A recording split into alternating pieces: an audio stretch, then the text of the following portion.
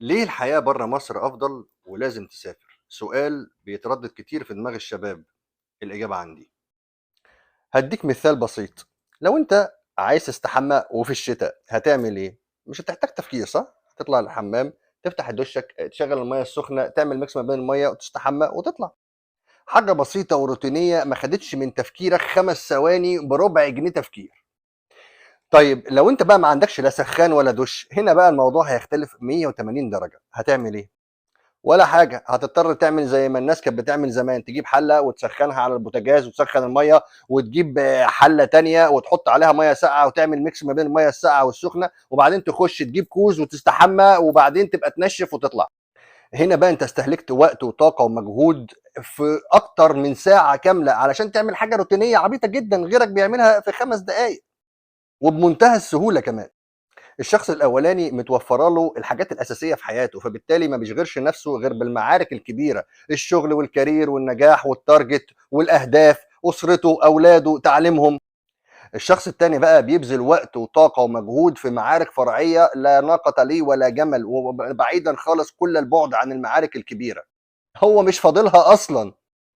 الإسقاط ده هو الإجابة باختصار عن ليه الحياة برّه مصر أفضل.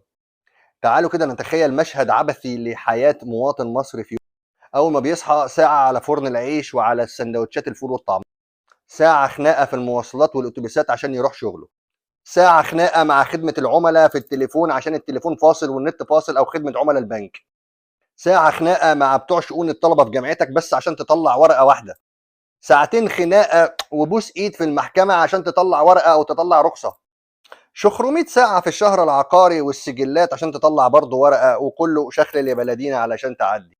ويا سلام بقى لو جارك مطلّع ميتين أهلك، وسقف بيته بينزّل مَيّة عندك والّا بيعمل لك أي حاجة، وتقبل بقى محاضر والمدينة وإزالة وحاجات من دي، وعلى المتضرر إزاي بقى وسط كل ده أنت هتحقق نجاح في حياتك؟ هتجيب تركيز وطاقة ووقت منين لشغلك وحياتك ونجاحاتك وأسرتك في وسط كل المعارك الفرعية اللي أنت ما لكش لازمة فيها دي؟ في حاجة اسمها quality of life اللي هي جودة الحياة، وده اللي مخلّي في فرق ما بين دول العالم الأول ودول العالم التالت المتأخر. برغم كل الغلاء والتضخم اللي موجود دلوقتي، لكن برضه تظل دول العالم الأول عالم أول ودول العالم المتأخر متأخر. عشان كده في حاجة مهمة جدًا اسمها الfacilities. التسهيلات دي هي اللي بتخلّيك زي الراجل اللي كان في الإسقاط الأول بتاع اللي استحمى وهو عنده سخّان ودُش، كل حاجة أساسية متوفّرة عنده، ومركّز بس في النجاحات والمعارك الأساسية، وعاوز ينجح لو هو حاطط في الحياة في مصر هتحوّلك لمَسْخ عشان تعرف تواجه المُسوخ اللي حواليك.